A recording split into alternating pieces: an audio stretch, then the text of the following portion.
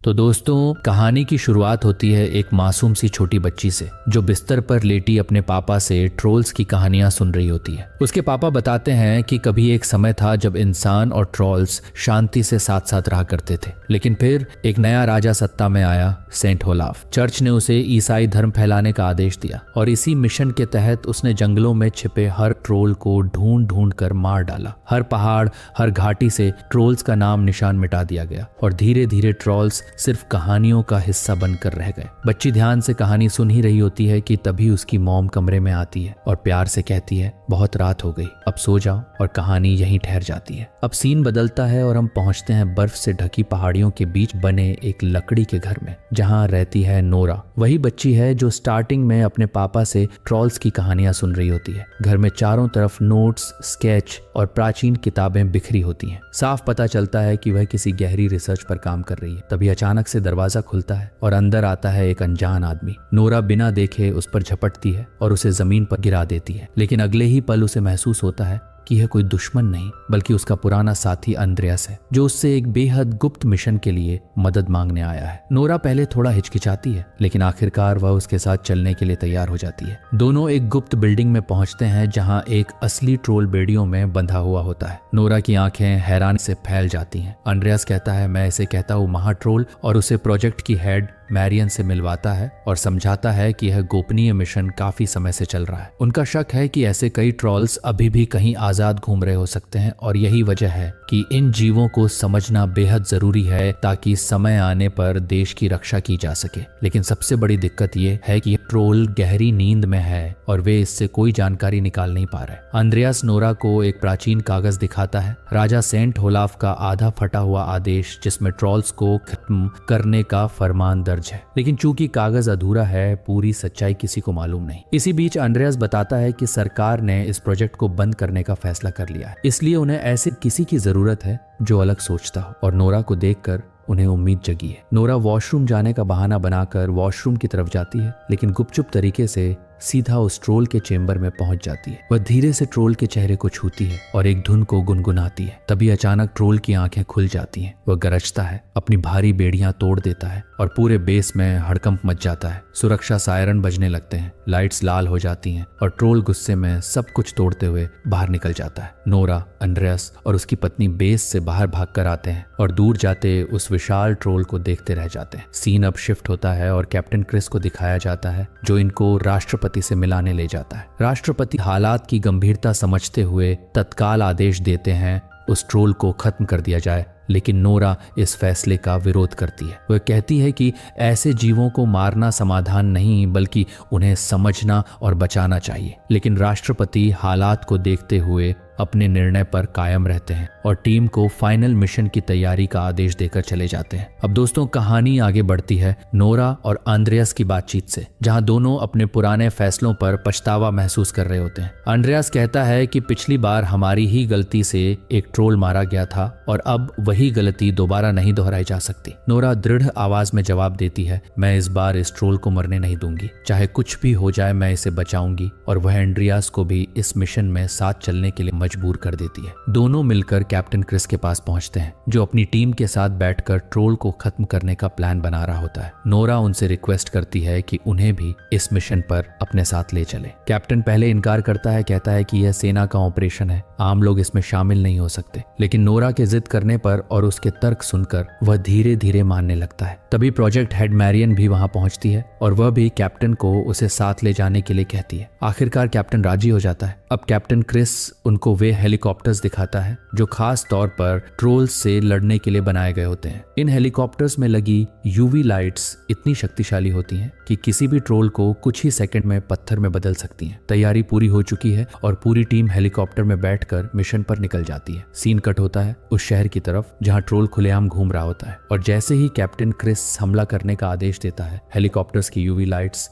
एक साथ ट्रोल के ऊपर चमक उठती हैं। विशाल ट्रोल दर्द से गरजता है और गुस्से में एक भारी भरकम लोहे का पोल उखाड़कर हेलीकॉप्टरों पर फेंक देता है। पोल टकराते ही एक हेलीकॉप्टर बुरी तरह हिल जाता है और पल भर में हेलीकॉप्टर नियंत्रण खोकर जमीन पर जा गिरता है और कैप्टन क्रिस गुस्से से ट्रोल को घूरता है, लेकिन कुछ कर नहीं पाता। उसका गुस्सा बेबस है क्योंकि ट्रोल भारी कदमों से शहर छोड़कर निकल चुका होता है। वह अपने गिरे हुए साथियों की लाशों को उठाता है और उसकी आंखों में बदला साफ दिखाई देता है। दूसरी तरफ नोरा और मैरियन एक जगह खड़े होकर ट्रोल को रोकने के रास्ते पर बात कर रही होती हैं। नोरा अचानक कहती है, एक तरीका है, कोई है जो इसको रोक सकता है, और टीम को एक नई दिशा मिल जाती है। इसी बीच राष्ट्रपति को भी मिशन की असफलता की खबर मिल चुकी होती है। अब नोरा, मैरियन और बाकी टीम उसको ढूंढने के लिए निकल जाते हैं और एक विशाल अंधेरी गुफा में पहुंचते हैं। यहाँ कैमरा धीरे धीरे एक और बड़े ट्रोल को दिखाता है जो शायद वर्षों से यहाँ छुपा बैठा था। कैप्टन क्रिस हैरानी से कहता है, आर्मी ने तो इस जगह को कई बार चेक किया था, यहाँ तो कोई नहीं था। नोरा मुस्कुराते हुए सच बताती है, ये डर कर छुपा हुआ था। अब ये मुझसे बात भी करता है। मैंने इसका नाम रखा है कुदरत। वह आगे बताती है कि कुदरत पहाड़ों के राजा का बेटा है और यह उस दूसरे महाट्रोल से बात कर सकता है। अब वह कुदरत को मनाती है और उसे गुफा से बाहर ले आती है, लेकिन तभी दूर से वह दूसरा महाट्रोल भी आ जाता है जो शहर में विनाश कर रहा था। दोनों आमने सामने खड़े होते हैं और एक रहस्यमयी भाषा में बातचीत करने की कोशिश करते हैं, लेकिन अचानक महाट्रोल गुस्से में आ जाता है। वह कुदरत को नदी में डुबो देता है